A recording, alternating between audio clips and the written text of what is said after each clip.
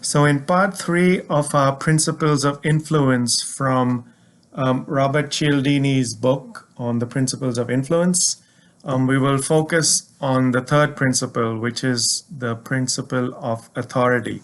And what that is it's the tendency that people have to listen to people who have expertise or who are authority figures on a certain subject and listen to them primarily because we ourselves don't know enough on that topic, and we feel that an expert will know better, and we tend to make the same choice that an expert would be telling us to make on a certain topic.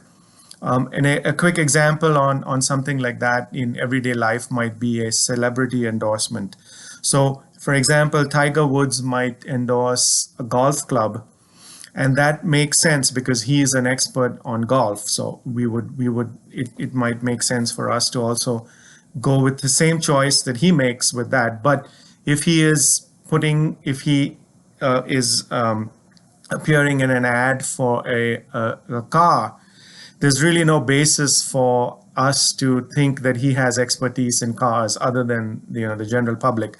But nonetheless, we will still, because he is an authority figure, we would still have a tendency to think, hey, Tiger Woods likes these cars, so we should like them too, because most of us honestly don't have expertise in which car is better or not. So that really is the principle of authority. And the way you could use it is for yourself. If you are asking people to make a decision your way, before you make the request, what you can do is establish your own credibility. And once you do that, they'll be more likely to view you as an authority figure.